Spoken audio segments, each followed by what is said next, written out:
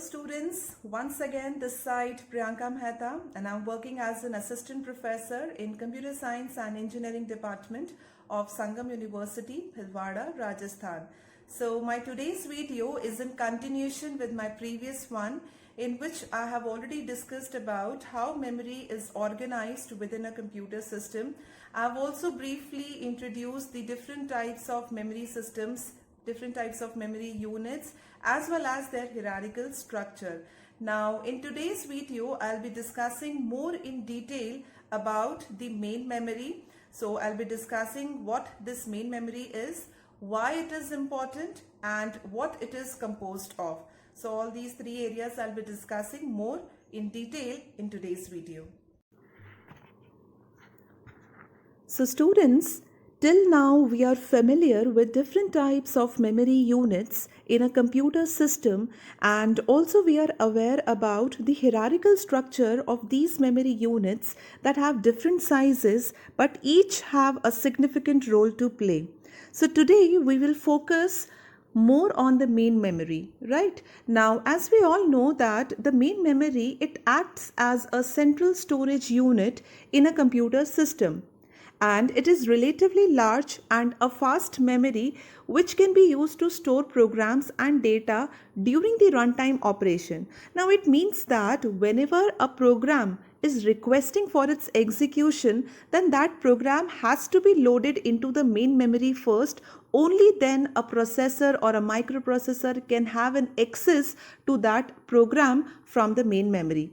So your data can either reside into the auxiliary storage or it could be somewhere else. So whenever your data is not into the main memory, it has to be first loaded into it. Only then a microprocessor can have an access to that information or to that data or that program. Now, the primary technology which is used for main memory is based on semiconductor integrated circuits. Now, these integrated circuits are majorly classified into two types of units. We have RAM as well as ROM.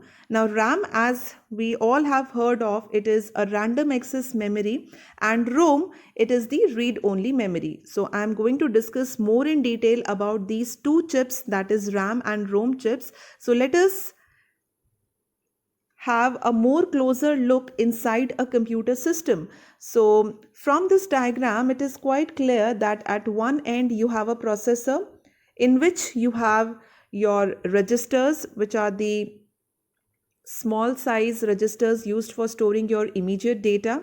You have a control unit and arithmetic logic unit in processor. At the other end, we have a main memory which is composed of RAM as well as your ROM chips, right? And at the other end, you have your auxiliary storage. Now, your auxiliary storage can be accessed only through the I/O channels. Fine. So whenever your data is residing into this auxiliary storage, that is your disk drives, then that data or that program has to be loaded into the main memory. Only then a processor can access that data directly from the main memory. So in other words, I can say that a main memory is a memory which have a direct communication with the processor of your computer system. All right. Now, let's discuss in more detail the RAM integrated circuit chips. Now, these chips are further classified into two possible operating modes. That is, we have a static RAM and we have a dynamic RAM. Now, a static RAM is composed of flip-flops that can store the binary information. Now, the nature of this stored information is volatile. It means that the data will remain as long as the power is applied to the system. Now, the static RAM is easy to use and it takes less time to perform any read and write operation, and hence they are used to implement a cache memory. So cache memory definitely I'll take in detail in my next upcoming video. So I'll be concentrating again on the main memory. Now let's understand what is a dynamic RAM. Now a dynamic RAM stores the binary information in the form of electric charges which are applied to the capacitors. Now these stored charge in the capacitor, they have their tendency to discharge with time, and hence it is a requirement for a capacitors to be periodically recharged or refreshed. Now, the dynamic RAM, it offers reduced power consumption and larger storage capacity in a single memory chip, and hence they are used for implementing the main memory. Now, let's have a more closer look of a typical RAM chip. Now, this diagram is demonstrating the chip interconnection in a 128 into 8 RAM chip. So, just by looking at this chip, I guess one question might appear in your mind that what this 128 cross 8 denotes. Right? Now, 128 means that your memory has a total of 128 memory cells. Right? Now, each memory cell, as I have already told you, has the capability of storing some piece of information. Now, cross 8 means that each memory cell has the capability of storing 8 bits. Right? So naturally, these RAM chips are available in variety of sizes and are used as per your system requirements. So in my block diagram, I am demonstrating a chip interconnection for 128 cross 8 RAM chip. That will give you a more clear idea that how a RAM chip can look like.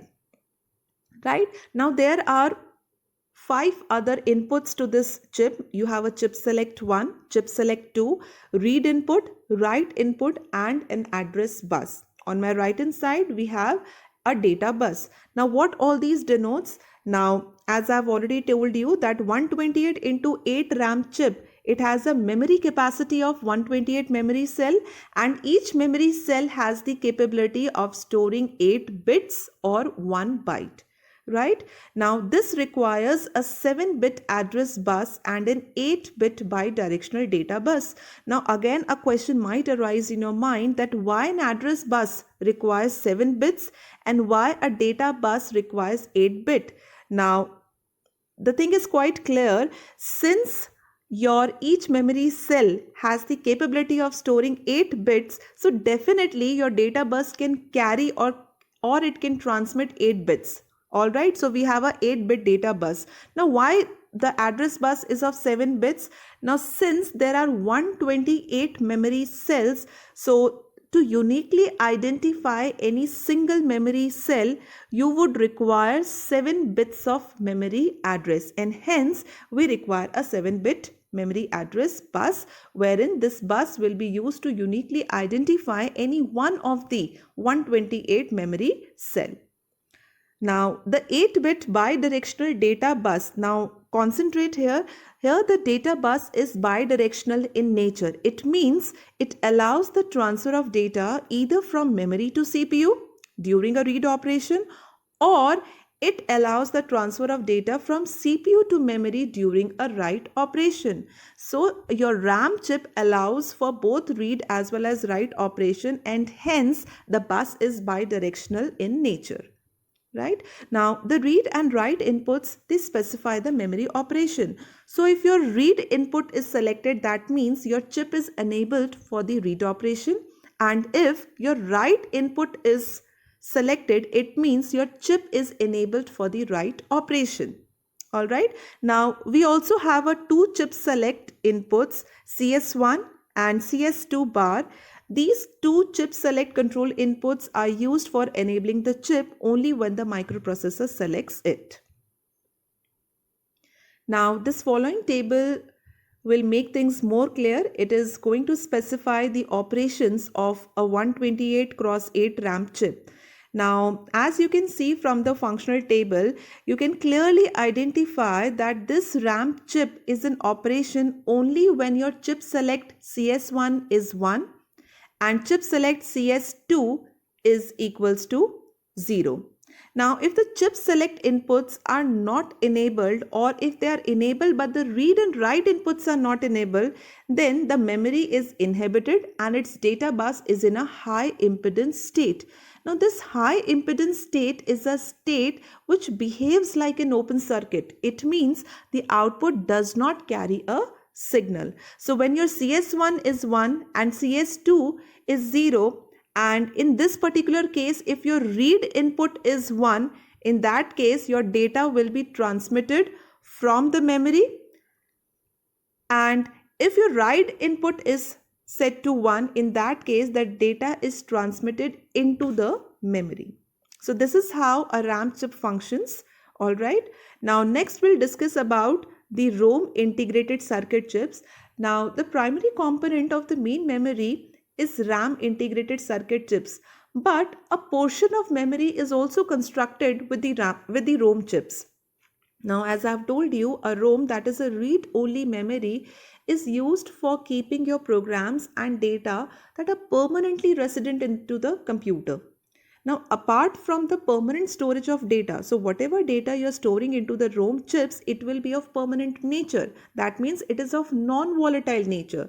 The ROM portion of memory is also needed for storing an initial program called as a bootstrap loader. You all must have heard about it. So the primary function of this bootstrap loader program is to simply start the computer's operating system whenever the power is turned on. So small portion of this memory is used to store this bootstrap loader program, which will be automatically loaded into your main memory whenever your computer is turned on. Now, I'm taking one example of a typical ROM chip. Now, here you can see a ROM chip of 512 cross 8 chip. Now, what does that mean? Now, again, 512 cross 8, it means that there are 512 memory cells inside this ROM chip, and each cell has the capabilities to store 8 bit of data. So, but of course, the data bus is of 8 bits. Now, why the address bus is of 9 bit? Because your 9 bit address lines in the ROM chip can specify any one of the 512 or 2 raised to power 9 memory cell. So, as I've already told you, this particular ROM chip has 512 memory cell. So in order to uniquely identify a single memory cell, you would require how many bits? Of course, 9 bits, and hence the address line or the address bus would require 9 bits to be transmitted in order to read the data from a particular memory cell. So a ROM chip has a similar organization as your RAM chip. However, a ROM can only perform a read operation. Now, this is the only difference between the RAM and ROM. So your ROM chip is only enabled for the read operation, and hence we do not have any read or write input inside this ROM chip. So by default, this ROM chip will work for the read operation. So the data bus can only operate in the output mode.